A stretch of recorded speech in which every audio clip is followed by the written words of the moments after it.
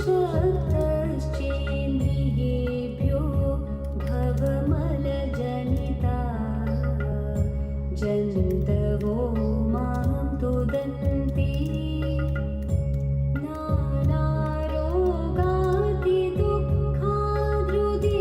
नानारोगातिदुःखाद्रुदितपरवशः शङ्करं न स्मरामि क्षन्तव्यो मे पराग शिव शिव शिव भो श्रीमहादेव शम्भो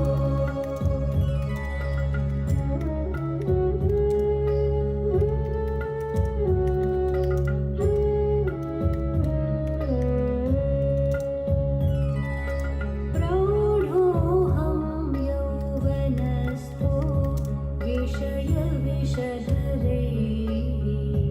पञ्चभिर्मर्मसन्धौ दष्टो नष्टो विवेकः सुतधनयुवति स्वादसौख्ये निषण्णः शैवे चिन्ताविहीनं मम हृदयमहो मानगर्वाधिरूढम् क्षन्तव्यो मे पराग शिव शिव शिव भो श्रीमहादेव शम्भो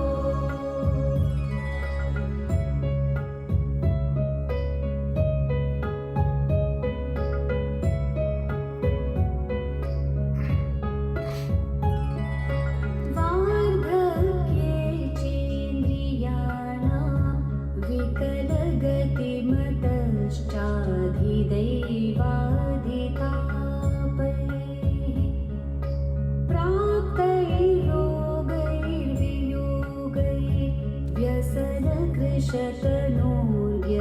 प्राप्तैर्भोगैर्वियोगैर्व्यसनकृशतनोर्व्यक्तिहीनं च दीनम्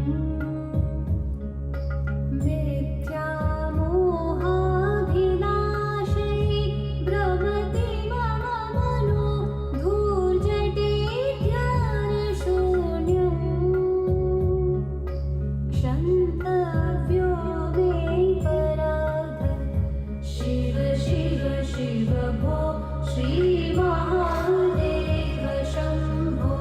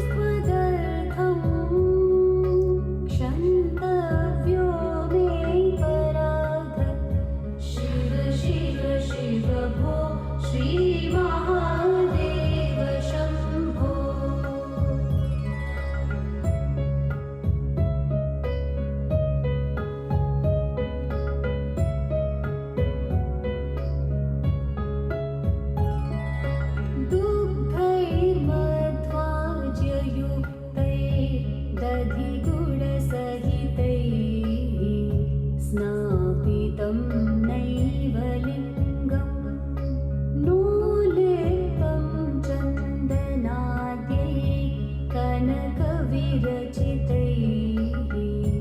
पूजितं न प्रसूनैः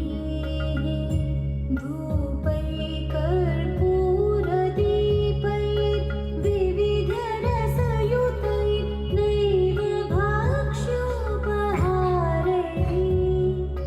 क्षन्तव्यो मे पराग शिव शिव शिव भो श्रीमहादेव शम्भो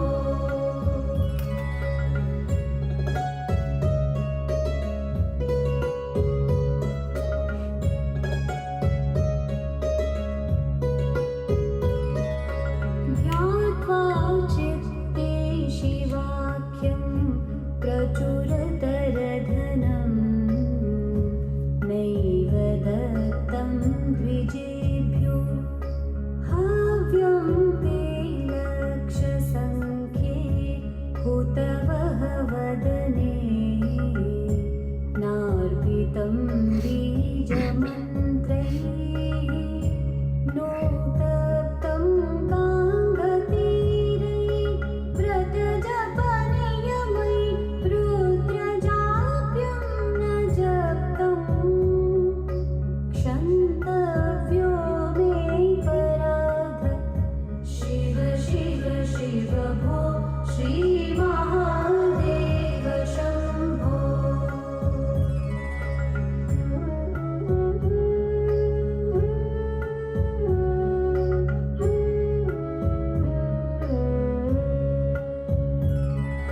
स्थित्वा स्थाने सरोजे प्रणवमयमरुत्कुम्भिते सूक्ष्ममार्गे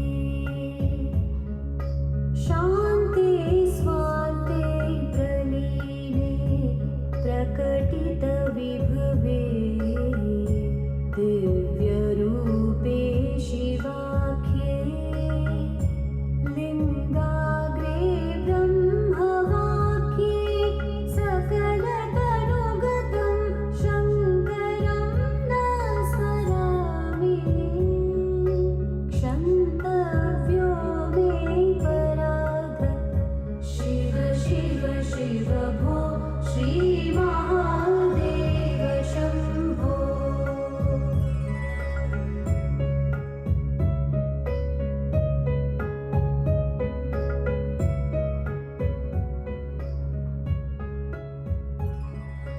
नग्नो Hari Om. Good evening.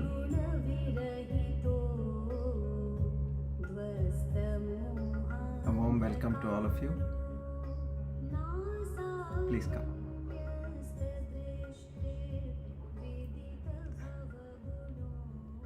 Let's immerse in the Aparoksha Anubhuti. Pray together, seek the grace of the Almighty.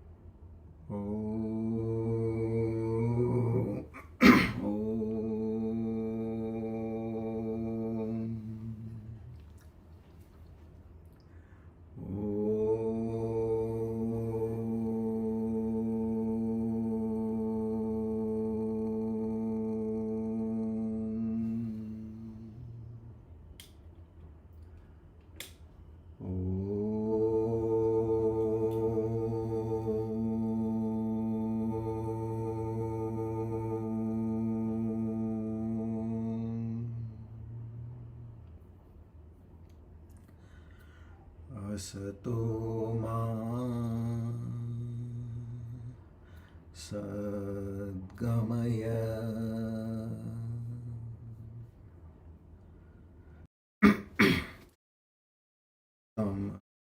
soma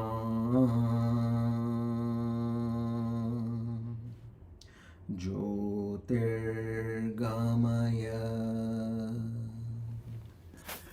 Mrityorma Amritam Gamaya Om Shanti Shanti Shanti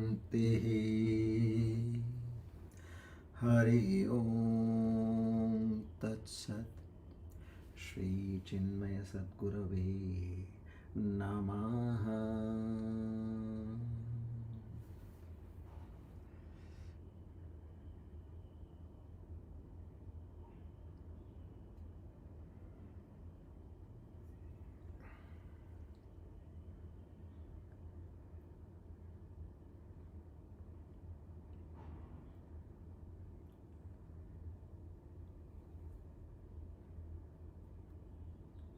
We offer our humble salutations to the omnipotent, the omnipresent, and the omniscient, to that Supreme Almighty, who also has the divine name as Ananda. We seek His grace, mercy, blessings, love, compassion, benevolence, forgiveness, strength, resilience. O Lord, bless us with these divine qualities such as Shraddha, Bhakti, Jnana, Vairagya, Prapatti, and Mumukshutvam in a much more enhanced quantity. This is only and only to understand Thy true self as one's own experience in this very life, and finally reach Thy holy feet. Our humble salutations to the Guru Parampara. Om Tat Sat.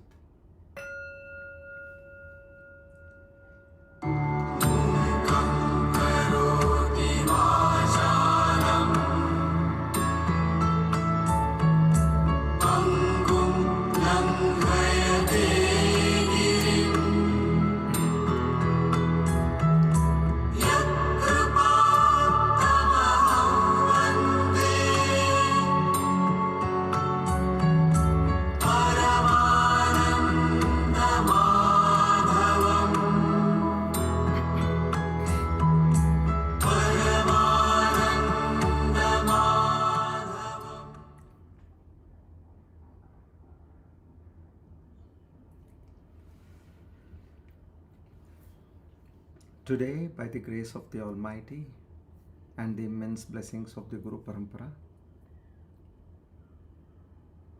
we are on the penultimate, last but one class or discourse of the 6th year in progress. Divine Discourse number 470, Aparoksha Anubhuthi, series 57, on the 31st of March 2026. Swasti Shri Parabhavanama Samvatsara Uttarayana Vasantarutu Chaitramasa Shukla Paksha Trayodashi Pubba Nakshatra Gandanama Yoge Taitulakarane. On this auspicious day of Tuesday and the auspicious time of the evening, together we reaffirm our sankalpa, our goal, our mission, and one and only aim in our life: to reach the abode of the Almighty by self-realization. This can happen by the grace of Ishvara, Shastra, Guru, we humbly beseech in their fond blessings to make this truly happen in this very life at the earliest. Our humble salutations once again to the Guru Parampara. Om Tat Sat.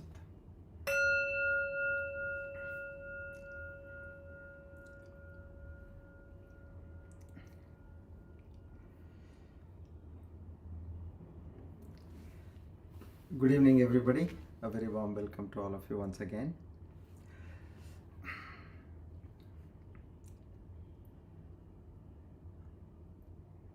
So the itinerary for today will be, we study the last 3 verses and thereafter we'll take a macro view of the entire text which we have studied. You can also call it as a bird's eye view, where we have studied in bits and pieces, 144 verses. So now we'll try to complete the entire stretch. We don't go verse by verse, but what we would do is try to understand how Bhagavan Shankaracharya has conceptualized and what is that which he is trying to say.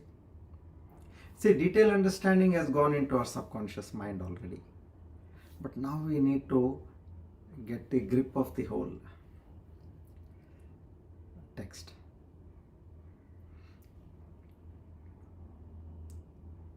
So here we start. Come. So we start with verse number 142. So we have 142, 143 and 144, and then we move ahead with the revision. Shri Harim Paramanandam Upadeshtaramishwaram Vyapakam Sarvalokanam Karanam Tam Namamyaham.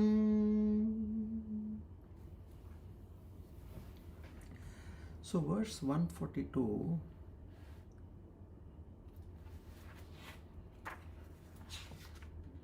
Drishyam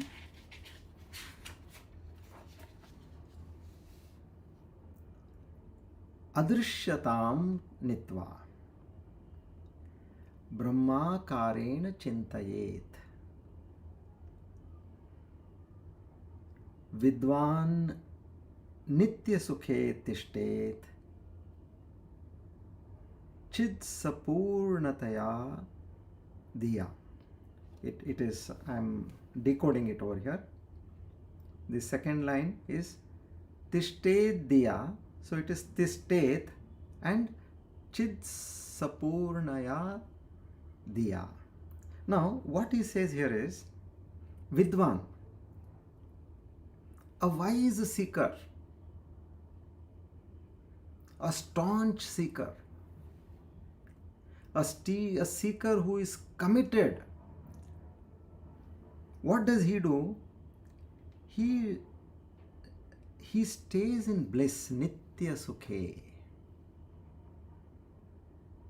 Nitya Sukhe Tishtat. He should stay. He stays and he should stay. That is an instruction as well as his quality. Chit Sapurnaya Diya. Meaning what? In that complete state of absolute awareness. How does this happen? Now this is the conclusion he is giving. So first is we have to say, yes, I am a sincere seeker. I am also wise. I am also staunch. He says, Drishyam Adrishyatam. Drishyam Adrishyatam means the seen, the visible, the manifest. Drishyam. And then Adrishyatam, the unseen, the invisible and the unmanifest. What do you do? brahmakarena chintayet. Think that both are one and the same. They are not two over here. Then only you can all the time be in that state of absolute awareness. Chits sapurnataya. Absolute awareness. How can you be all the time? If you are in the world, if you are seeing people, objects, places, situations, circumstances, if you are seeing all this, how can you be in that state of awareness all the time? Because you say, this is the world. This is so and so person. I know him. I know him very well. And you start decoding his character and what all has happened. He says, no. Know that the manifest, that is the seen, the visible. It could be a person, a place, or object. See, this is just a mind game, I'm telling you. There is nothing we have to do. We know that by science, the neural paths will develop on whatever you think. And we all have an experience. How a good person whom we thought so is not that good. He is cunning. He has agendas in his mind. So be careful when some friend says that by my experience I have understood this. Don't we change the opinion of the person? As simple as that. Oh, thank God you told me. I thought he's such and such a person. Okay. So here you have to look, whatever you are looking at, go to the core existence. It was once in the Himalayas, a sadhu. He had some problem in his lungs. So they had taken him to the nearby hospital, a military hospital somewhere in the hills. And he doesn't know, he just comes there, he sits there, his shishyas are there and they are doing all the process. He goes somewhere, they say remove your upper cloth and all that, and then they say stand in front of this machine. He stands there, he comes out, and then they show him. No, doctor has said that there is some infection in your lungs. Lungs means what? Fefda. In that. Where is it? Inside. He says, how did he come to know? He didn't see me at all. I straight went, I stood in front of the mission, and now you are coming and saying, he has not seen me. What are you telling me that there are some infection in my lungs? He says, he need not see you. He has seen this. He shows him the film, the X-ray film. He says, what is this? He says, this is the film of your lungs. And see here, you can see, this dots here. That is the infection. This sadhu started jumping in joy. He says, just like this you have to understand Brahman. Right? That fellow is talking of your lung disease. He says, I got such a conviction now how to look at Brahman in this world. Look at the gross person, but look at the tattva within. Your eyes should be like the X-ray eyes. Yes, I know this is a bird, this is a dog, this is a pigeon, and whatever. Okay, but what am I seeing there? I am seeing that heat is made of 5 elements, it is made of atoms, and atoms is nothing but a God particle within it. And look at that God particle in each and every person. ठीक इसी तरह देखना है ब्रह्मन को, he tells. So in the manifest and in the unmanifest of course, when you are doing your meditation, you can go to that state of unmanifest. But the beauty of Advaita is you don't have to sit in meditation. I was searching for a very good example how to explain the shift from the worldly experience to the Aparoksha Anubhuti experience. And luckily I got this example about 2 days back. I'll share with you. Examples, please remember, don't take it literally. Every aspect of that example is not going to correlate with what you are trying to understand, but it will give you the right leverage or the concept or the crux to reach where you want to reach. Okay, I'll come to that. So when you start looking wherever you are, one set of your mind should be on that God principle while you're looking at the seen, unseen, visible, invisible, manifest, unmanifest. He says, go on looking at that and meditate. Be in that state of awareness. And you are doing all the routine, mundane things. You go back and see what is that which you are really discussing with people, which is to be taught, to be analyzed, to be really really gone to a depth. No, there is nothing that great. So you don't have to be so serious about anything, but keep your focus on this manifest and the unmanifest. Be established in that supreme truth. What is this? Again and again you're telling truth as though we are always talking lies, or the world is full of lies. No, it is not that. It is, there are three gradations of truth. What our job is to go to the next and the highest level of truth. Now first, if I have to tell you, the dream state. We understand that waking state is a higher reality to a dream. But then the Shastras say there is one more reality which is higher than waking, that is the awakened state or a state of realization. So what is our job now? We have understood that the dream is not the true state. There is something higher, which is the Vyavaharika state, which is the waking state. The first state is Pratibhasika. It appears. It appeared in our mind, that's all. So that appearance state is Pratibhasika. Vyavaharika is the waking state, and then move to the next highest state, which is the Paramarthika. These are the terms. So we go to the higher state. So the supreme truth. Yes, even you as a person, it is true only. You are there in front of me or whoever is there in front of you. You are there. The world is also there. Everything is there. But have you not seen that somebody passes away and where is he? You will not get a trace of that person after he passes away. And thank God we have got these experiences.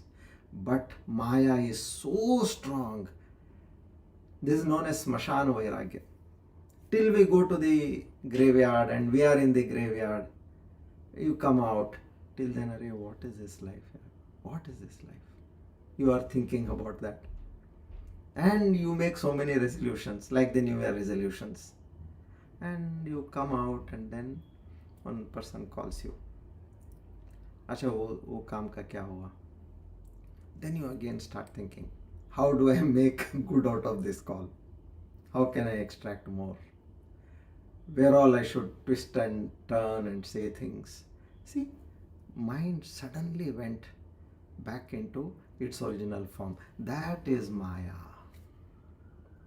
So, just like this, you have this Smashana Vairagya. No? You also have for women, they say Prasuti Vairagya. When they are delivering a baby, the pain they experience, they say that it is like, you have a fracture of 16 bones at one stroke. At once you have a fracture of 16 bones. Imagine the amount of pain which they are undergoing. At that time they say, it seems, I am not going to sleep again with my husband. Prasuti Vairagya. And after that it again Maya takes over and situation changes. That's how we see people had 10 children, 12 children and all that. Although they experience that pain, but Maya is more stronger than your own resolutions. So, here one has to understand. Yes, it is all that. Truth is that supreme truth we know.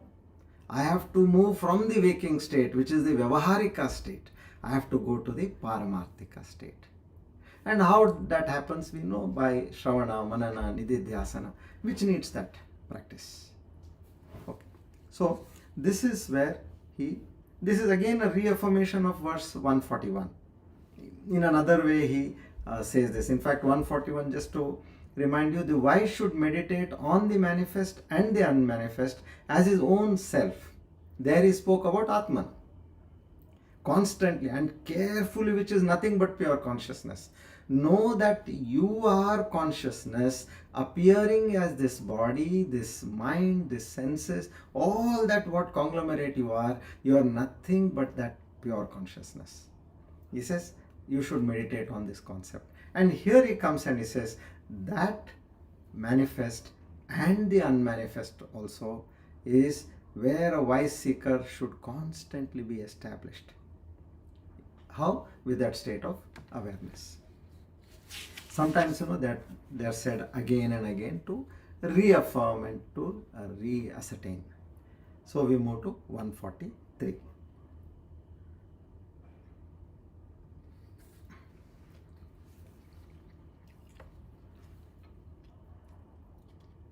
ये बिरंगै समायुक्तो राजयोगो उदाहृतः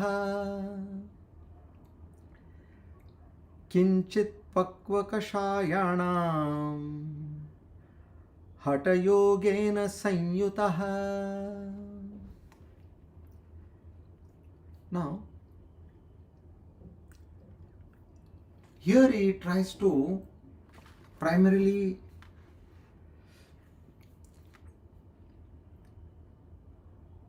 explain to us that, look, now you want to move ahead, but what is your state, you understand for yourself, or ask your guru. If you feel that you are still drawn towards the world, various people, places, objects, they are drawing you again and again, they are pulling you towards the world, then you need to practice Hatha Yoga. Otherwise, if you feel you are stable enough, you feel that nothing is drawing you anymore, then you do Raja Yoga. This is one clarification he gives. Now, not that, now what is Hatha Yoga and what is Raja Yoga? That is what we need to understand, which we will discuss now. Hatha Yoga are the initial practices. Like as you have the posture to sit, then to the pranayam to bring your mind under control, then to meditate, and then to have the right disciplines in life, where there is ahimsa, satya, then brahmacharya, aparigraha. All these, what do? They try to calm your mind. Imagine if you have told several lies. Then what happens? Mind is constantly, first it has to remember to whom what lie I have told. If you have spoken the truth, you don't have to remember anything. It is there in your mind, whatever it is. But if you have told different things to different people, you have to remember, and you also have to tell to others who are dealing on your behalf, look, to so and so person I have told this, better bear in mind. So when these things are there, what will happen is your mind is disturbed, it is not focused. So there you have to ensure that you are perfectly fit at the level of the body and at the level of the mind. So for that they say, go back to Hatha Yoga. You do your own assessment, or you ask your guru, as they said, and understand, yes, I think I need to put more focus on Hatha Yoga, and then come to Raja Yoga, which is after Pratyahara, where you have withdrawn your senses. I'll explain now, because in which case the text is talking about all that. So where you have withdrawn your senses and you are staying, Dharana, you are able to keep your attention at one place. Then comes Dhyana, intensify your attention on the thought of Brahman. And then Samadhi is you automatically enter that state of realization. So, this is the distinction which Bhagwan Shankaracharya is making. Which means then I'll do one thing. I think I need to practice Hatha Yoga. I'll keep away from my Shravana, Manana, Nididhyasana, Raj Yoga. I will keep away. No, that is also not right. Just do simultaneously, but know where your focus has to be more. That way. Once you are careful about that, then he says, because this is one impediment which a sadhak will not understand. He thinks that he knows everything and he'll be going at a much faster pace, but since he doesn't have the horsepower, he will not be able to reach his goal. He says, first improve on your horsepower and then rush forward. So this is that perfect distinction. Abhiyangaihi. Abhirangai means abhiyangai, with these steps, samayuktaha, endowed with Raja Yoga, udahrutaha. This has been explained. Kinchit pakva kashayanam, for those whose worldly desires are partially subdued, not completely subdued. So this requires, this also indirectly says, if you want to gain this knowledge, you have to pay 100% attention.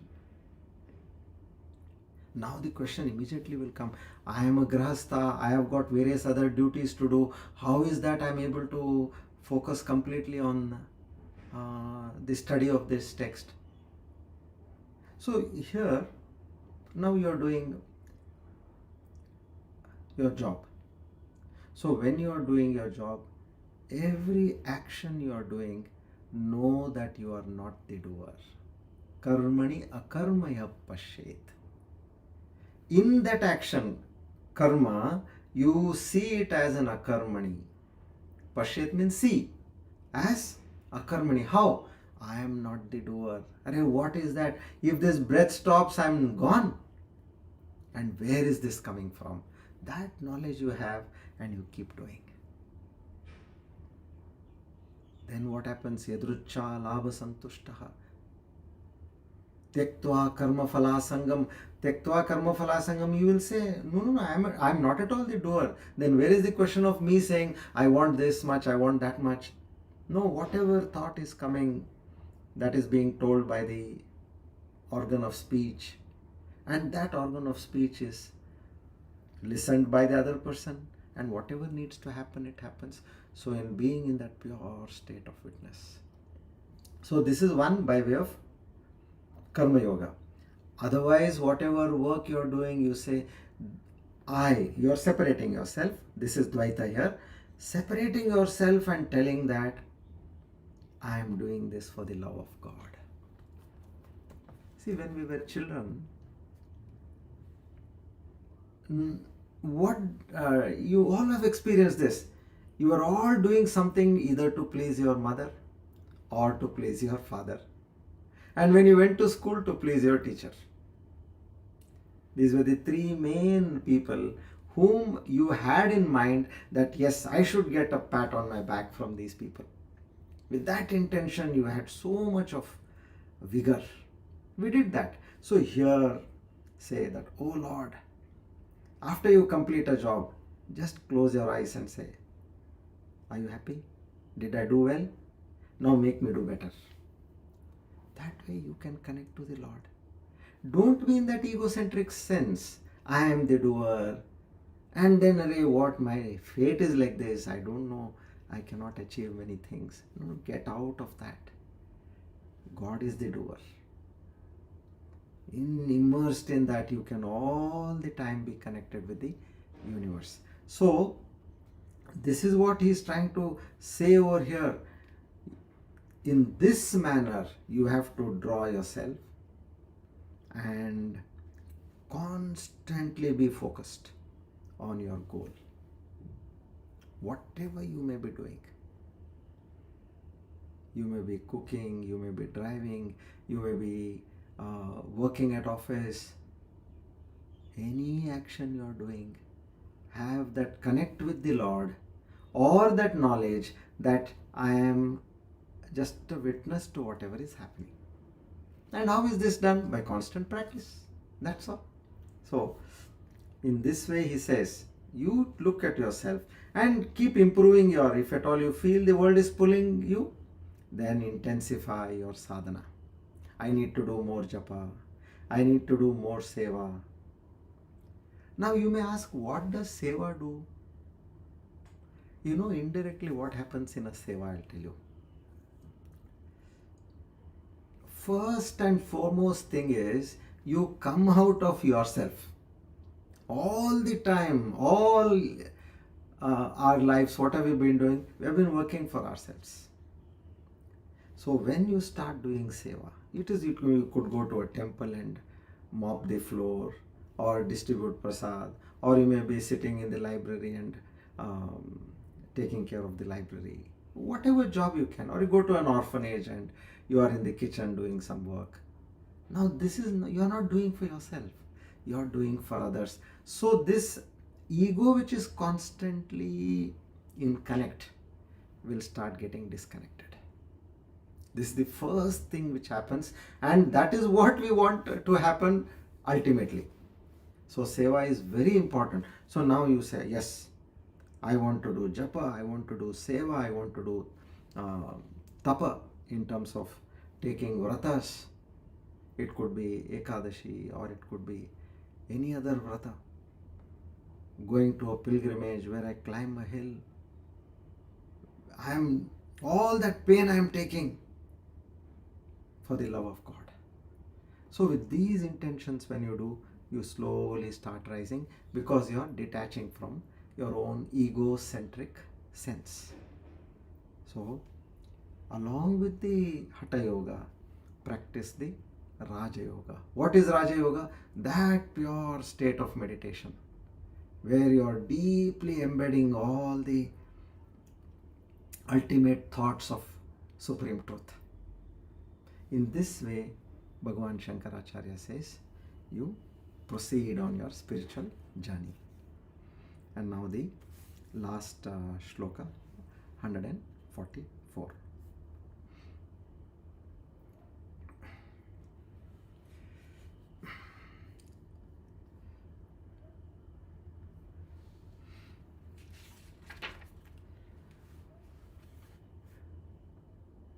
परिपक्वं मनो येषां केवलोऽयञ्च सिद्धिदः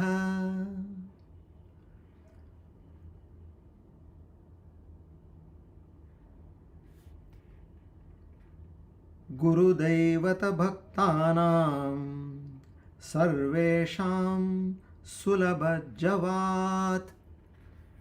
Here the important word is javat. Javat means with speed. See, as we said in our prayers, no, at the earliest. Means I want it at speed. Sulabha, not only speed, but I also want it easily.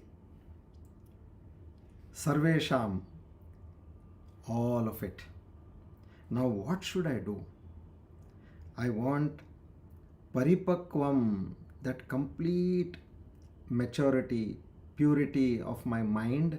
Paripakvam manaha, yesham, whose kevalaha I am, siddhidaha. So which means where the mind, to those whose mind is completely purified, this alone is sufficient for liberation and perfection. This is a straight hint which is giving, purify your mind. Don't be egocentric. Don't be focused on yourself. Nature, Prakriti is there as per destiny. What has to come to this body will come. Pain, pleasure, happiness, sadness, good, bad, ugly, sad, all this is going to come. Detach from this person, the so-called person you have thought to be so far. And in that state of a purified mind, that is enough, sufficient for liberation. And at the same time, now if you want to easily get this, and with the great speed. Then he adds one more hint over here. He says, Guru Daivata Bhaktanam, be devoted to your Guru and Almighty. See, I was thinking when I was studying, okay, God we understand, but what is there for the Guru? See, Guru must have, he has collected his fees, or you may say, I have done so much seva for him, and you calculate and you say, I think that is enough for whatever time he has given. When you go with this attitude, this sort of a dealing, that will never work. Then human mind, I as a businessman, I used to think on those lines. But once I then slapped my mind, I said, what a nonsense you're thinking. And completely erased everything.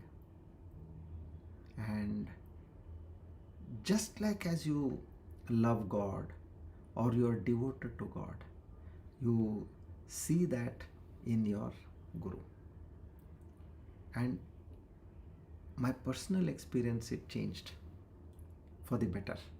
Suddenly I could see that when that surrender is there to the Guru, I don't know how it changes, but the very syllable of this sentence, it is truthful. It says, love God, love your Guru, both of them you have to be constantly keeping in your mind, because that is where from everything is coming. And if they support you fully, then you will get it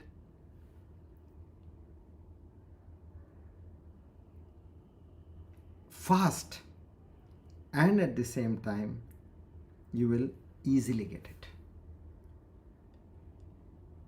So in this way he concludes this shloka, and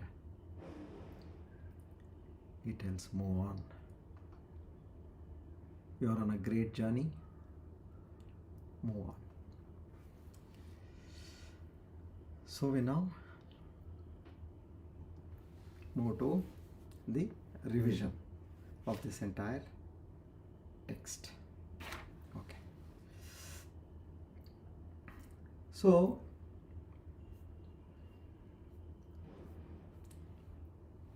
Aparoksha Anubhuti. Let's start with what is the meaning of Aparoksha. This is extremely important. Okay, now, before this, I would like to tell you all that we are now crossed 11 crore of Mahamrityunjaya mantra chanting, and about 6 months back the thought was always coming that after we crossed 10.5 crores, that now after we achieve 11 crores, where should we actually do the arpan of this entire yajna of chanting together. And I didn't realize about 3-4 months back a strong thought, somewhere in November, December I guess, a strong thought came that we should go to Kailash Manasarovar. And yes, I said, if the thought is coming, then you don't have to restrict it. Yes, if you are interested, not interested, that's a different thing, but you have to go by what the indication is coming to you. I said, fine, we'll plan.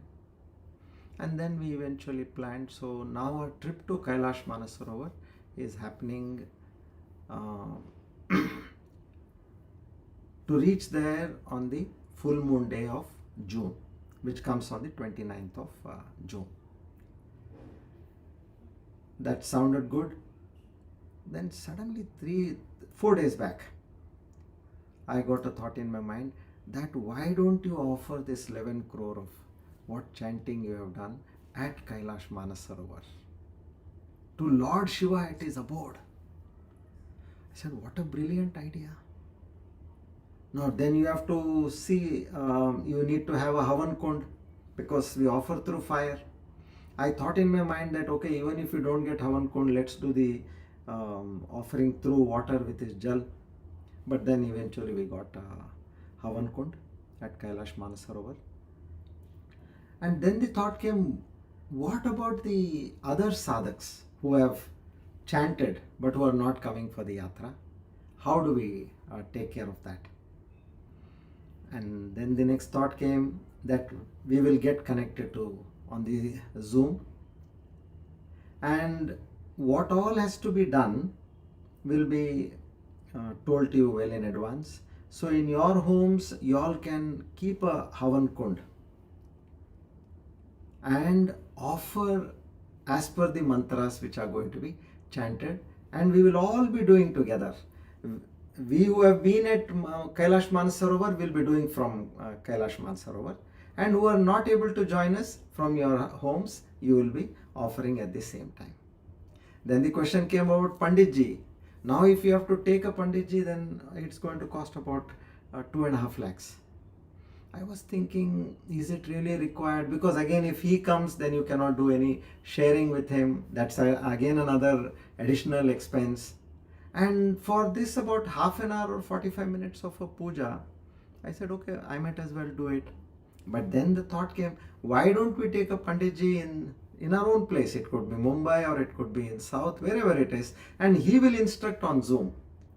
And we offer accordingly. So this way things have fallen in place.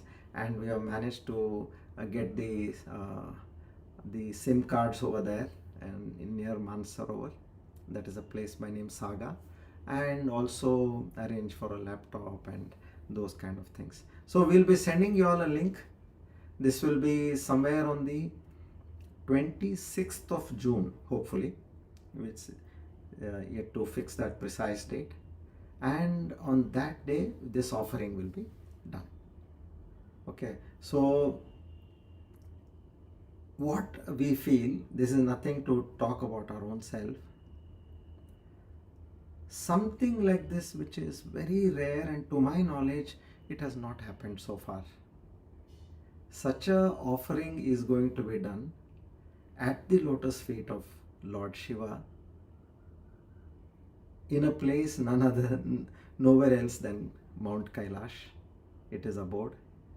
And imagine if he is doing this through these so-called bodies, what is his level of grace on us? Simple understanding. So know that he is hand-holding you and he is taking you forward. Be firm, be stable. We have enjoyed the world enough. Don't be a child. At some point, the mother tells the child, enough, you have played so much, come inside. How much you are playing? Stop that play for some time till you achieve that. As Bhagavan Shankaracharya said, be till you achieve that awareness, state of awareness, state of realization. And then once you have achieved that, then you are not the doer. So this is only a point to drive that this rarest of the rare opportunity has been given to us. And that only proves that we are favored. I can use this word favored by the Lord. Now, for those who have not chanted so far, I would suggest you please start chanting. You could even do 1 mala a day, that is enough. If you can do more, nothing like it, and you post it on the group, and you will become a part of this yajna group of whoever has chanted. Okay, so this is one important thing which I wanted to tell you. So now we move on. Okay, any questions on this, please let us know. And for those who are traveling for the pilgrimage, the yatra, we will be having a Zoom call with the operator day after tomorrow, Thursday at 2:30 p.m. So we'll be sending you the link. This is tentatively we have discussed and they have agreed. So mostly tomorrow we will send you a link and you all can ask any questions if you have. And anybody interested, you all also can mention to us. Okay. So Aparoksha. Now we know Pratyaksha, we know Paraksha, Paroksha. but we do not know about Aparoksha at all. So I'll give you a flavor of what is that feeling, so that you should try to achieve that feeling with respect to this knowledge. Pratyaksha is where I'm seeing something, so that knowledge is available to my eyes, senses. Aksha is eyes. Prati Aksha. I am able to see this. So, Prati Aksha. It is primarily, you can call it as sense knowledge. And now that your listening that is also a sense knowledge, Pratyaksha. Now, the next one is Paroksha. Paroksha is where I have not seen, but we read, understand that there is something called as heaven, there is something called as God, there is something called as galaxy, Andromeda at the cosmic level.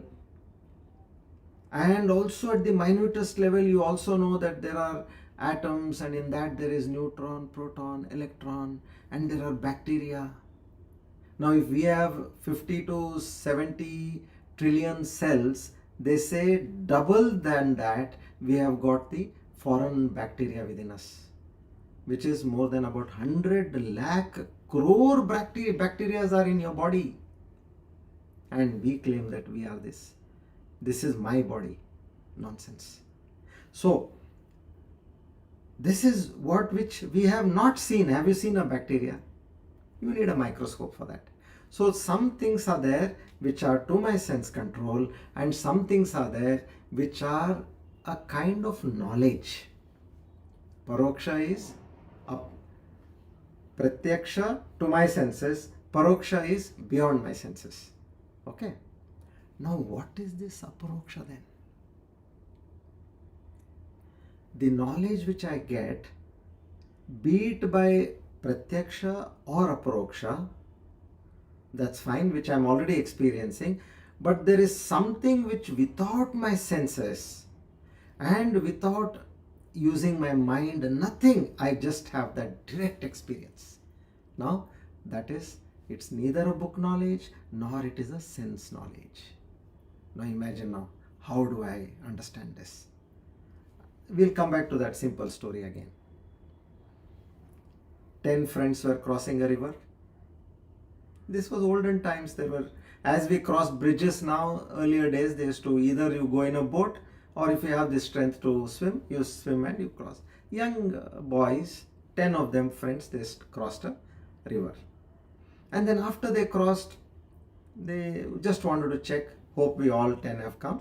Let's count all of us and confirm that we all 10 have come so that we move forward.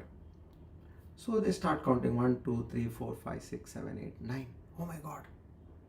Then the other person says, look, hey, you don't know how to count. I'll count. 1, 2, 3, 4, 5, 6, 7, 8, 9. Third person counts. Everybody is counting 9. And the intelligent most out of that, he also counts and he says, my God, there are only 9 people. A wise man was crossing by on his horse. He sees everybody is like crying and in a bad state. He says, oh, what happened?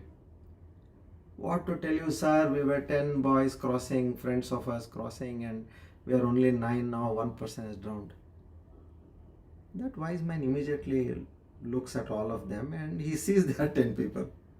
Oh, he says, come. Hey boys, don't worry. You all are 10 people. I'll show you. First stop crying. And yes, he says, so they believed him. And then he says, okay, now you count 1, 2, 3, 4, 5, 6, 7, 8, 9. And then he said, 10, Dashamastodam. You are that 10th person. Suddenly, now this is the point where you have to understand where the Aparoksha Anubhuti happens. Now he only said that was knowledge. Okay. Now what happened? That knowledge converted into an experience where he didn't have to use his senses or his mind. Just that knowledge, you think about it deeply. This story may seem a little stupid, but this is one of the most fabulous stories to understand the direct experience. So, to know yourself, you don't have to see, you don't have to think. Are you there? Are you going to say, look, wait, there's no power here, I'm going to switch on torchlight and then see whether I'm there? No. Without thinking, you'll say, yes, I'm there. So, in the same way, that clear, firm, and with conviction, you have to know that that consciousness is what is my true nature. Not this person of flesh, blood. No. That consciousness. And now, how do you separate? Now, that will come in this entire text. That is where we are going. So, this realization, which is the first-hand experience, without the use of your mind or without the use of your senses, that is known as Aparoksha. Try. And we are doing it, but we do not know what it exactly means. So that conviction, how will now we know we are Brahman, that is knowledge, but we still have not experienced this. If you say so, I have not experienced, that means you have to put that knowledge more and more deeper within yourself. And how do you do that? You have to meditate on it, reason it out. Just now, as I told you, 50 trillion cells, 50 lakh crore cells are in your body, and there are 100 lakh crore organisms which are bacteria, good and bad bacteria also in your body. Imagine what is happening over here. What do you know? So that way you have to say. And not only this, all across the universe, so many stars, galaxies, Andromedas, all this are functioning with utmost order. Not even 1/1000th of a second they are going haywire. No. So this is the power of that universe. And you mistake, when we see this Almighty and things like that, you give it a name, your form, because we are brought up that way. But now let's start using science as well. And as I told you, these are the energies. That energy has the capacity to take a form. It can become a mountain, it can become an ocean, it can become a bird, it can become a fish, it can become a human. And in that human, it can, if it is an avatar, then it can become with superpowers. It can become an asura. That three powers, as I told you, FEV, frequency, energy and vibration. These three are in various manners. They are all acting together, and with the power of Maya, you are projecting and you are seeing the whole thing. Okay. So now, the first two verses, let's start. The first two verses are basically prayer. Sri Harim Paramanandam, what we spoke, and the second one is also about, he explains about the what is liberation. And then comes from verse 3 to 10.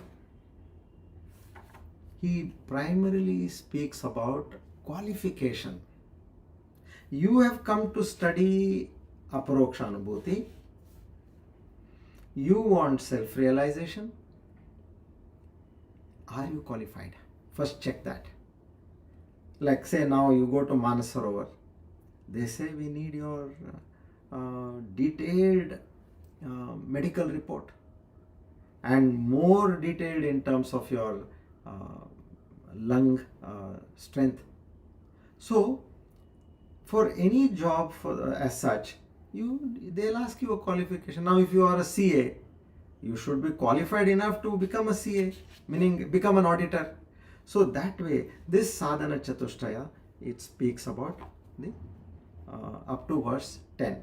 Now just to take a quick recap on that, Viveka, Vairagya, Shama Adi Shat Sampatti, and Mumukshutvam.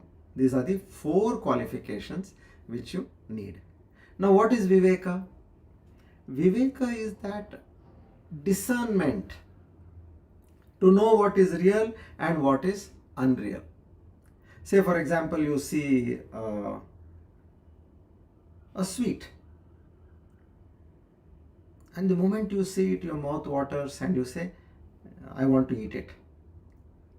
And then when you take it in your hand, you make out that it was a fake. It is imitation of a sweet, and then you keep it back. Will you still say, no, I want to take it, I want to bite it, and then test? At the first touch of it, maybe your eyes deceived you because it was made so real, but when the touch told you, no, this is fake, you kept it back. So in the same way, we have to understand what is life giving us eventually. Now, another example I can give you. Say you go to a foreign country. Now you get everything everywhere, but let's talk about some before 91, where many things were not available in India. So you go there, you want to bring all those nice things to India, and that's showing off, See, I bought this, I bought a VCR, I bought a TV, I bought a camera, so many things. Handycam was in vogue at that time. And of course, chocolates, scents, perfumes, all this was there. Now, when you're buying those things, what you do? You will buy whatever is allowed to be taken away from that country. Imagine there are certain things which are not allowed. Or imagine there is a restriction in the quantity of things which you can buy. Will you buy them? No, obviously not. You'll say they will all be discarded at the security counter. So now think for yourself. What is that which you are going to take? One day you are going to leave this world. Simple thing. What is that which is going to come with me? This one thing can shake you completely. Be that sensible enough. If I am going to US, I need US dollars. Don't we all convert our currency to US dollars? Because you know that the Indian rupee will not work over there. In the same way, if at all you have an option to convert whatever you have over here, convert it into a currency which will work in the outer worlds. This much of Viveka, discernment, which is right, wrong, real, unreal, temporary, permanent. That way you have to analyze and say, yes, enough. Up to a stage I have done everything. But now is the time where I need to do this kind of a quality check. And the second one is Vairagya, dispassion, because now I know the truth. And that shopkeeper will say, sir, you were talking about this camera. You spoke about 10% discount. I'm ready to give you, please take. Now you got to know that this is not going to be allowed to be taken to my homeland. Even if he gives you 50%, you will say, no, sorry, sir, I don't want. That way. You will have to say sorry to this world. Enough, I don't want. That Vairagya. Because you know that this is temporary. And you can get to see, we have experienced old people at home. When I was a child, I used to see some people, old, wry people, they'll be just thrown in one corner of the house. I asked them, who are they? They said, they are so and so, so and so. Fine, they are so and so. But why is it that they are all the time lying down there? Because they do nothing. They don't contribute anything, nor they have anything. What a sad state. If you give whatever you have before you pass away, then you are treated like that. If you have something, yes, Shankaracharya said in Bhajagovindam about all this. So this dispassion you have to cultivate. If somebody is working Imagine if there is somebody better who comes in place or in your place or in that organization, you would be sidelined or you will be neglected. If you are supplying to a company, if they get a better person, you will be sidelined. Earlier, what sweet words they spoke to you. Suddenly, how come this changed? All this is enough to give us compassion in life. And then comes the Shama Adi Shat Sampatti. Shama, Dama, Uparama, Titiksha, Shraddha, Samadhana. Sixfold disciplines. This comes under the Hatha Yoga actually, what we are talking. Shama, control of our mind. Dama, control of our senses. Then Uparati, withdrawal from that engagement. Don't be too much engaged. There are so many functions you will be called for. You mean to say you're going to go everywhere? Every week you will be going to one place or two places. And when you go there, what are you doing? You're spoiling a health, eating all rubbish and talking all rubbish. And where is your sadhana going to go? In this way you cannot. You have to pull back. Earlier you have done, but now when you are on this path, you have to pull back. First create moderation, then slowly stepping back. Uparati. Then comes Samadhana, concentrating your mind on what your goal is. Then Titiksha, that toughness. Toughness is I want to achieve this. See, we all, when we took up a job, let's say, we look at some director post or a manager post and we say, I must reach that post. And to reach that post, whatever I need to do overtime, I need to contribute more, I'll do everything. Or I want to become a multimillionaire. I will slog and slog because my job is to become a multimillionaire. I want to crack the UPSC exams. I am going to do that, come what may. And is it not that there are so many people who fight so much to achieve this? It said like last year data is 10 lakh applicants. Prelims 5 lakh were allowed. And then 10,000 of the 5 lakhs cleared prelims. And then the main prelims was by just from 10,000 it came to 2,500. And then for the final interview, 1,000 people. And out of which 180 people were selected. Where is this 10 lakhs and where is this 180? See the amount of effort we put in such cases. So Titiksha. Once in a studio I just asked some young boys and girls were there. Right from morning till evening they are sitting there. I asked them, is your shoot over? They said, no sir, we don't know. 3 days the shoot is going to be here and we have to be all the 3 days we have to be here and we don't know when they will call. And how much time are you going to be in front of the camera eventually? They said, maybe about 2-3 minutes. And we don't know whether their face will be shown or not. But they have that. Somewhere we want to get some break in life. And I asked one of those boys, he said, sir, 4 years I'm struggling, getting nothing. This is that titiksha we all have in us, but we are not putting it in the right direction. So this way, able to take care of all the sorrows, troubles at every level. Now, then comes the mumukshutvam. After Shraddha, yes, Shraddha is one which is have faith. Yes, if my Guru has achieved, I will also achieve.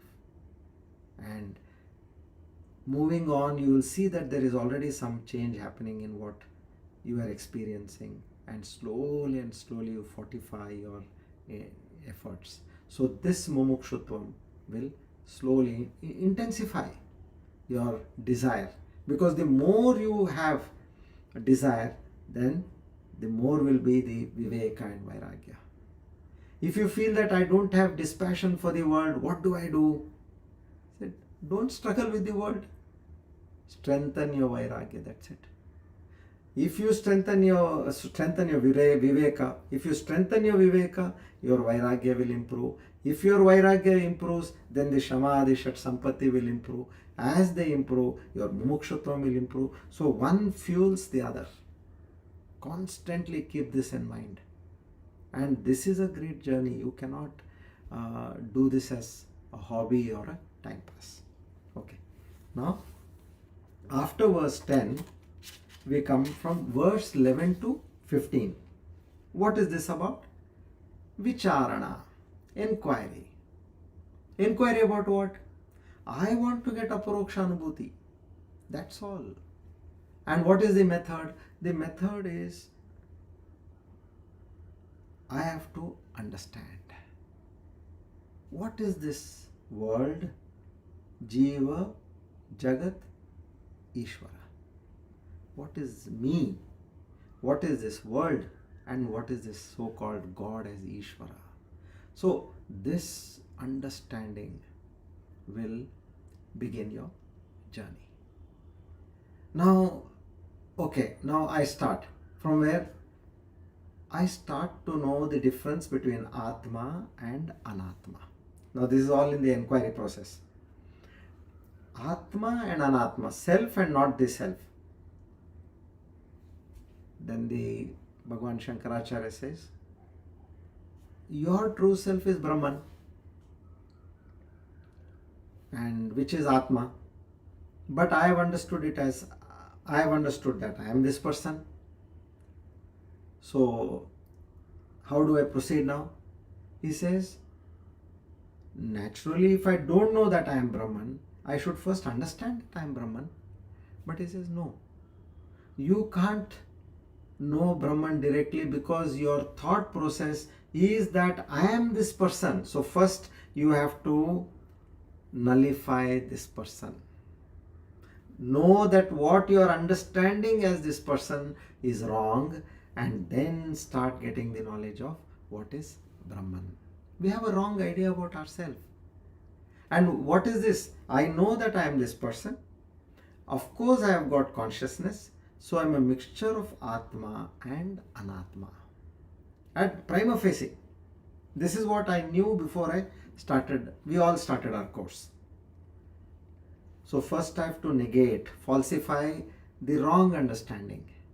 So I have to, the mixture of that Atma and Anatma, I have to, with my understanding at the mind level, I have to do that reckoning. And it is not that, okay, there is some rice and there is some wheat which are mixed together, I can separate them physically. No. Or I use some forceps or I use some tongs and I make them separate. No. You cannot do that. Atma, Anatma are a wrong understanding in your mind, and what is in your mind, you have to remove that confusion by knowledge. So this is the first step. And remember, once we know that we have demarcated the Atma and Anatma, that's not going to be the final thing again. You have to finally understand what is consciousness. So then comes the step 2. Now where you have understood, you have differentiated Anatma and Atma. But step 2 says that's not going to work. Because there are no two things in this universe. There is only one thing, which is Advaita. No second. You just now told us that you are not this person, body, this Jagat, all that is false. And I have understood that there is Atma, consciousness, Paramatma. I am steady over there in that knowledge. I know this is false and I know that Paramatma is true. But Bhagavan Shankaracharya says that is not Advaita at all. So then, even after we have made the differentiation, you are still separated from everybody else, but know that you are the witness of everything which is happening over here. In this way, now After having understood that Atma alone appears as Anatma, you have to reach to that stage. Atma alone is appearing as Anatma. Brahman alone appears as Jiva. You, the Jagat, universe, Ishvara, everything is God and God alone, that Paramatma alone. So now these two steps, how we explained from verse number 17. From verse number 17 till verse number 39. First he negates, you are not this body and mind. Wrong understanding. So he removes the wrong understanding. And you have taken yourself to be the body, mind, but you are the witness of the body and mind. Very simple.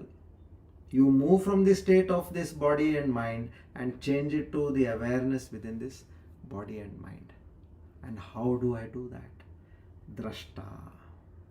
And everything else is drishya. These are the techniques which are used over here. Now drashta, the scene. What is the scene over here? Anything which I see is different from me.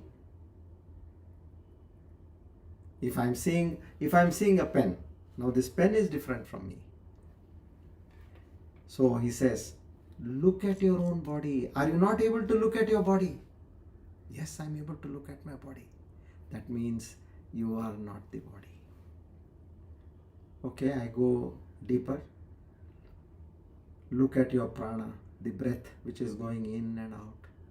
Sometimes it is fast, sometimes it is slow. That means even breath is also visible. I am not the prana. Look at your mind. Oh my God, I can see so many thoughts in my mind, relentlessly coming in my mind, and know that you are different from the mind. Look at your intellect. Sometimes you understand, sometimes you don't understand. That also you come to know. I understood this, I don't understand this, and finally I got this, some eureka moment. That is also not you. So this way, using the technique of drashta and drishya, this is how you are moving away from the knowledge of anatma. Then who are you? You are the witness of the body, you are the witness of your prana, you are the witness of your mind, you are witness of your intellect. And that witness is the subject, which we call, and everything else to it is an object. So this is one method which they used. Second method is chit jada. So when we chant Om, drashta, drishya, and we also talk of chit jada, and the third one is where we talk of vikari and nirvikari. Every time you chant, you have to visualize this. For the gross body, vikari, nirvikari. I'm coming to that point further. And for the three states, waking, dream, and deep sleep, use the drashta and the drishya. You are able to see. You have seen the waking, you are seeing the waking state. You have seen the dream state, and you also know about the deep sleep state. And when it comes to the last Om, know that it is chit and jada. Everything, all these are jada. They are supported by that consciousness. The moment the consciousness is not there, all this will fall down. So this way, the second chit jada, that it's all consciousness and consciousness alone. Be it your body, be it your mind, be it your senses, your intellect, your prana, everything does not have its own source of energy. It is dependent on that chit. But that chit can remain, that consciousness can remain without all this body, mind, senses, intellect. It can remain. But can these remain without the chit? So the higher reality is that chit. And you think that you are this body, mind, consciousness. Reason is that is the reflected consciousness. It reflects on your mind. Just like there is a bucket, in that there is water. sunshine is falling on that water, you will see that the bucket is full of light when it is directly, especially if it has a reflecting surface like a steel bucket. Plastic bucket may not have that much. A steel bucket, a copper bucket, a bronze bucket will reflect that light. So we are experiencing that Chidabhasa, the reflected light, and we feel, yes, it's all me. Aham Bhava takes over. And then you have the Saguna and the Nirguna principle here. Every creation has got its own attribute. You look at a mountain, it looks brown. You look at the grass, it looks green. You look at the sky, it looks blue. So that way everything has got guna, attribute, feature. But whereas the consciousness, it does not have any feature, attributeless. Guna and Nirguna. You look at your mind, sometimes it's happy, sometimes it's sad, sometimes it feels lonely, sometimes it feels jolly. All this, sometimes depressive, sometimes intelligent, sometimes dull. So, Atma has got no qualities. It is Nirguna. And say for example, you look at a vastu, which is a object. Let's say you look at a golden necklace. You are admiring that karagari, what we call, the workmanship. They made nice flowers on it, colorful flowers, and then which has got some engravement in it. And you see some are big, some are small, and here and there are some nice loops over there, leaves, all this is there. And then you say, over and above that, you say there is gold. No, gold is not a feature of the necklace. Gold is the reality of the necklace. So in the same way, in our body, in you as a personality, the jiva, your body, your flesh, your bones, your blood, your heart, all these, mind, prana, they are all features of the body. But that consciousness alone is the reality of the body. So in this way now, all these techniques, you have understood that you are not the so-called person, and which you have thought now changes. I said at the stula level we use the vikari and nirvikari. Doesn't your body change? There are 6 stages: asti, jayate, vardate, viparinimate, vipakshiyate, and nashyate. Asti is the moment you are conceived. That zygote, one cell, you're conceived. You came into existence. Jayate, you're born. Vardate, you start growing from that. After you're delivered, 1 day baby to 1 month baby, 1 year baby, 3 years, 5 years, 7 years, 10 years, you start growing. Vardate. Then viparinamate, you mature, where you get the capacity to further reprocreate. And then you go into middle age and apakshiyate. As you mature, then apakshiyate, you start becoming old. Because that's the cycle of this body, this jiva. Apakshiyate, and then nashyate. At one day there is a death to this body. So vikari, but consciousness doesn't have. So this way you are trying to understand firmly that I am not this so-called wrong identity. What I thought, I am not this person. Okay, so now when it is at the level of the body, then come at the level of the mind. So many changes in your mind. So vikari, prana changes are there. So here that strong conviction comes to you that my understanding was wrong. By Ishvara Krupa, Ishvara Anugraha, Deva Pumsan, Advaita Vasana. When your punya has fructified to the highest level, that is when you will get this Advaita Vasana.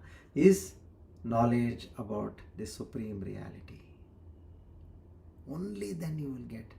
So, having got this, now you have come to a stage where you have completely understood your true self. First, you have understood till here that I am not this person. Okay, this is up to verse 41 we have covered. So 41. Now here, Bhagavan Shankaracharya says again, Ityatma Dehabhagena Prapanchasyaiva Satyata Yatokta Tarkashastrena Tatakyam Purushartata. He says, what did you achieve over here? You negated this entire personality of yours. The enunciation, the difference between the Atman and the body, yes, you have made these two, but what human purpose is served by it? You have created a Dvaita over here. Okay, so this is a meaningful creation. So he says, now we go to the next level. Multiplicity is not entertained. And here comes the examples of the famous pot and clay story sends forth. He says, you cannot have two. I will show you. You have now said that you are not this body, and you also know that there is reality which is Brahman, but both these are not different. I will teach you this, he says. And from 42 onwards, he goes on. I think we will stop here. And you first make up your mind for your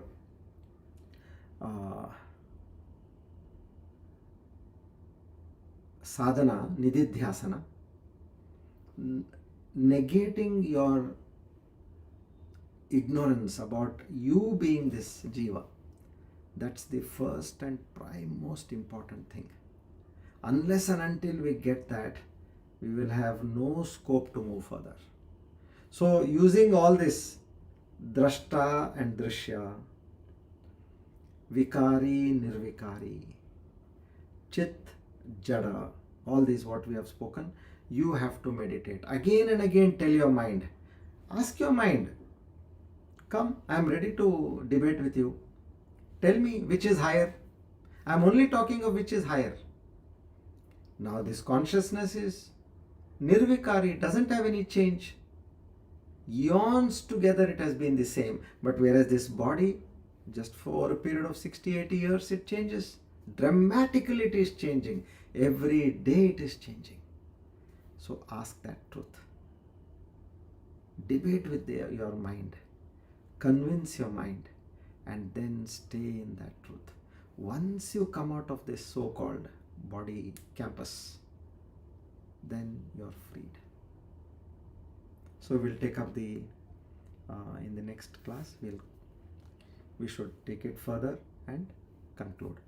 So during the next class, as we conclude, I'll give you these tips how to experience. With that example which I said, it struck me. That's a decent example. I think I must have told you about the solar eclipse. This is another example which I will also share with you, and that's where we need to reach at the highest state. Okay, we'll quickly do the Vishnu Sahasranama and the Dhanvantari mantra. Please come. Shri Krishna Arpanamastu Idam Namama. Om Tat Sat.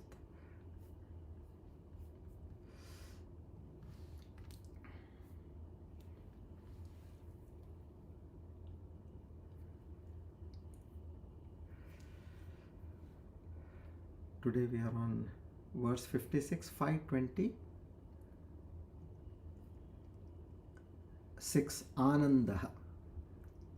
Ananda is a mass of pure bliss.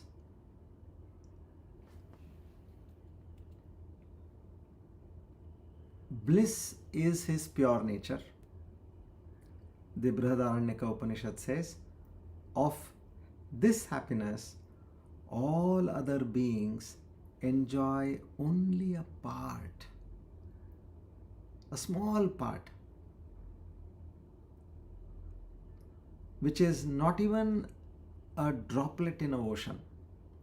That is the amount of that enormous bliss which that Supreme Consciousness has. So now where are we moving from? We are moving from that droplet in an ocean to the becoming the entire ocean. This is our journey. Ananda. To that Supreme Almighty, we offer our humble salutation, seek His grace, mercy, and blessings. We pray to Lord Dhanvantari to give us the adequate amount of health in our lives till we achieve our goal and mission. Om Namo Bhagavate Mahasudarshanaaya Vasudevaya Dhanvantaraye Amrutagalashahastaya Sarvabhaya Vinashaya Sarvaroga Nivaranaya Trailokyapataye Trailokyanidaya Shri Mahavishnus Swarupa Shri Dhanvantari Swarupa Shri Shri Shri Aushadha Chakra Narayanaya Swaha. Om Namo Bhagavate Mahasudarshanaaya Vasudevaya Dhanvantaraye Amrutagalashahastaya Sarvabhaya Vinashaya Sarvaroga Nivaranaya Trailokyapataye Trailokyanidaya Shri Mahavishnu Swarupa Shri Dhanvantari Swarupa Shri Shri Shri Aushadha Chakra Narayanaya Swaha. Om Namo Bhagavate Mahasudarshanaaya Vasudevaya Dhanvantaraye Amrutagalashahastaya Sarvabhaya Vinashaya Sarvaroga Nivaranaya Trailokyapataye Trailokyanidaya Shri Mahavishnu Swarupa Shri Dhanvantari Swarupa Shri Shri Shri Aushadha Chakra Narayanaya Swaha. Today being Trayodashi, after the discourse we will be playing Shiva Parada Kshamapana Stotra. Whatever balance is there, we will be completing it, which is about 5.5 minutes.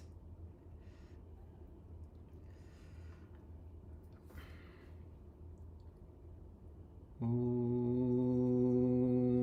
Purnamada Purnamidam Purnat Purnamudachyate Purnasya Purnamadaya Purnameva Vashishyate. Om Shanti Shanti Shanti. Hari Om Tat Sat. Shri Chinmaya Sadgurave Namaha.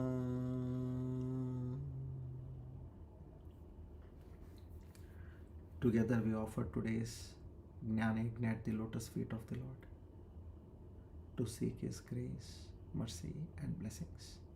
Naham Karta Hari Karta Hari Preranaya Hari Prityartam Shri Krishna Arpanamastu Idam Namama.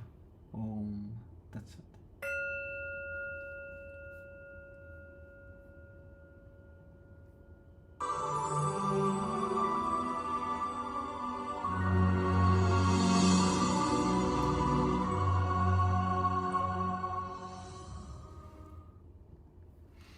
Good evening once again to all of you.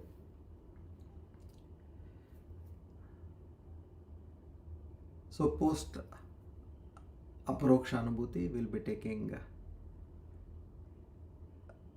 Nididhyasana Shlokas from Viveka Chudamani, which will further take us into that state of meditation. All this knowledge what we have had, now we'll take those deep verses of Nididhyasana and go to the next level. Shri Krishna Arpanamastu.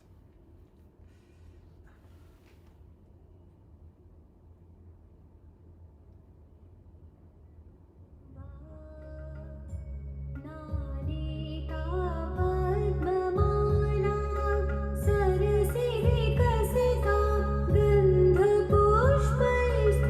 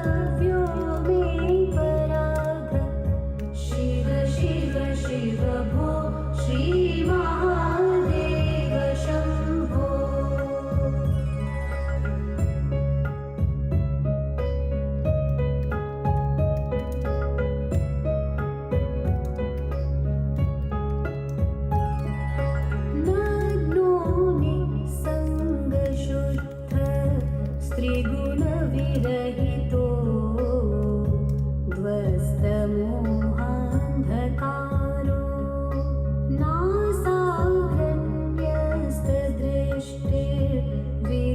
नासाग्रण्यस्तदृष्टिर्विदितभवगुणो नैव दृष्टः कदाचित् उन्मन्यावस्थया त्वं विगतगतिमति शङ्करं न स्मरामि क्षन्तव्यो मे पराध शिव शिव शिव भो श्रीमहादेव शम्भो